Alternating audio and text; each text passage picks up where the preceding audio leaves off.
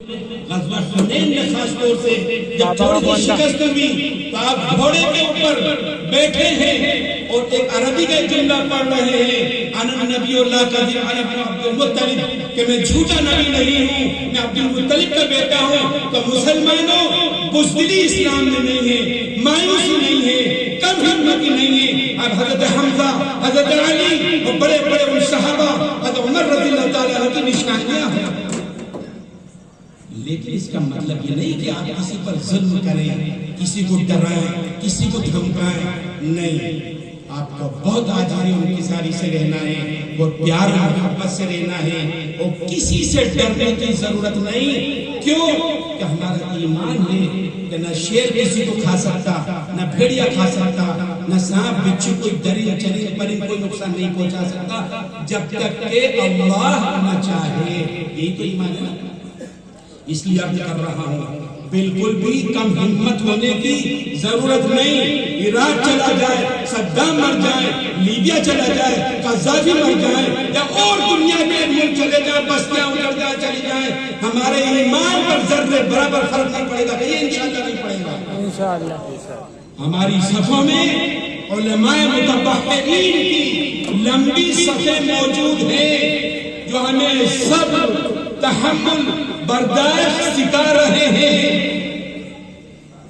ہمیں معلوم ہے، ہم جانتے ہیں، صبر، تحمل، برداشت کی انتہا ہم جانتے ہیں، یہ ہمارے بڑے جانتے ہیں۔ تو ابھی آپ کا سبق جو چل رہا ہے صرف صبر کا، تحمل کا، برداشت کا، نہ کسی کو گالی دینا ہے، نہ کسی کا بدلہ لینا ہے۔ اگر ایکسیڈنٹ ہو جائے سوال میرے بھائی، کسی کا ٹائر پنچر ہو جائے، اپنی گاڑی کھڑی کری تو اس کے ہیلپ کے لیے جانا ہے، کوئی پیاسا اس کو پانی پلانا ہے، چاہے کوئی بھی ہو۔ یہ نہیں کہ مسلمان ہمارے ہندو بھائی ہوں، ان کے گھروں میں جانا ہے، ان کے مریضوں سے مدد پرسی کرنا ہے، ان کے پریشان حال لوگوں کی پریشانی کو سننا ہے، ان پہ پیسے خرچ کرنا ہے۔ یہ کردار آپ کو اپنانا ہے اپنے محلوں میں، اپنی بستیوں میں، اپنے گھروں میں، تاکہ پتہ چلے بھوپال میں کہ کولار کے فلاں جگہ وہاں کے رہنے والے ماشاءاللہ فلاں صاحب نے فلاں ہندو بہن کی مدد کری، فلاں ہندو بیٹی کی مدد کری، اس نے ماشاءاللہ ڈاکٹری کے سرٹیفکیٹ لیا، اس کو اتنا انعام دیا۔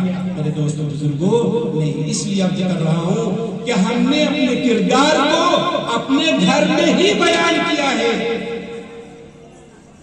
ہمارے کردار اور کریکٹر کو برادران وطن پہچان نہیں پایا۔ ایک چھوٹا سا لطیفہ ہے، ٹرین میں کچھ لوگ سفر کر رہے تھے، اتنے میں اذان کی آواز آ گئی، اللہ اکبر اللہ اکبر۔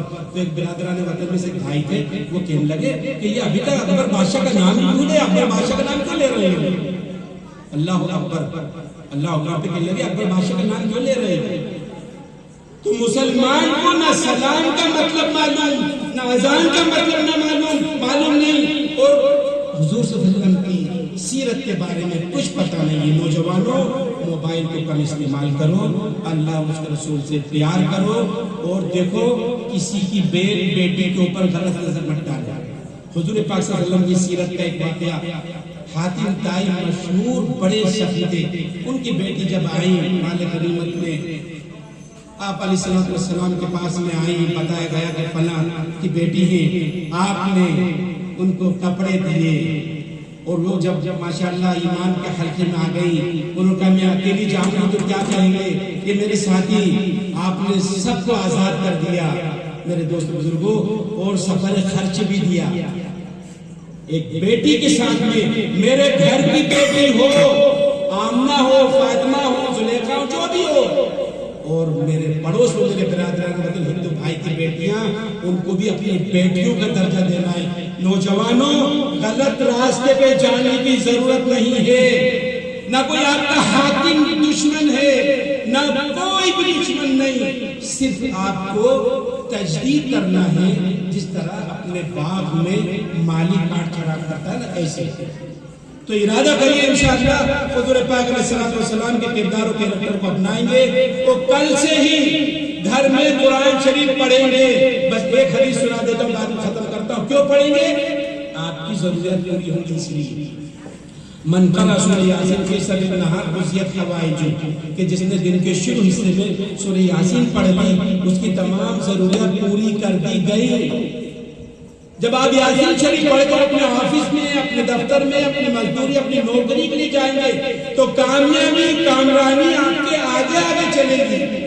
کئی انشاءاللہ سب کل سے قرآن شریف پڑھیں گے اور ارادہ کریے مسجدوں کا، مدرسوں کا، مکتبوں کا، علماء کا، حفاظ کا، ائمہ کا، مؤذنین کا، اپنے بڑوں کا، والدین کا، اور جو محلے میں بڑے ہوں چاہے ہندو بھائی ہو، جو بھی بزرگ، ان سب کا احترام کریں گے اور اپنی زبان سے، یہ پاکیزہ زبان سے اللہ رسول صلی اللہ علیہ وسلم کا نام لیتے ہیں، پاکیزہ آیات پڑھتے ہیں، اس زبان کو گالی گلوچ سے گندا نہیں کریں گے کہیں انشاءاللہ۔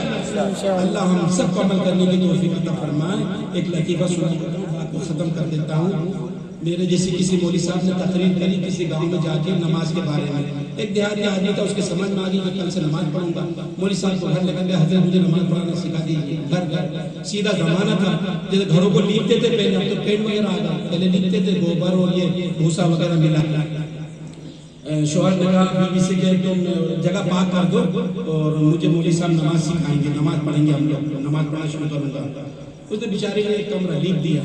اب مولوی صاحب نے کہا اچھا آ جاؤ میرے سامنے، میں جیسے پڑھوں ویسے پڑھ لینا۔ اب نیت باندھی، رکوع میں جاتے ٹائم مولوی صاحب کی کونی لگ گئی اس کو، وہی سمجھا یہ نماز ہے، مولوی صاحب کو کونی دی، انہوں نے ایک تماچا دیا کہ یہ نماز نہیں، اس نے مولوی صاحب کو تماچا دیا، وہ ایک اٹھا پٹا، وہ مولوی صاحب کو پٹکے ہوئے ان کو پٹکے، اور وہ لڑتے لڑتے وہ جگہ جو کمرے میں پاک کری تھی وہ باہر نکل گئے۔ بیوی دیکھ رہی تھی دور کھڑے کھڑے، وہ کہنے لگی مجھے کیا معلوم ہے نماز اتنی لمبی ورنہ ایک کمرہ اور لیپ دیتی ہے۔